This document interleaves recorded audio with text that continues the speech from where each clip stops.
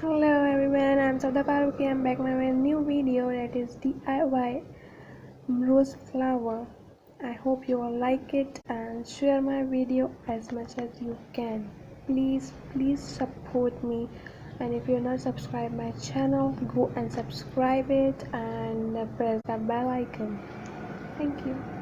The following materials are required to make a DIY rose flower.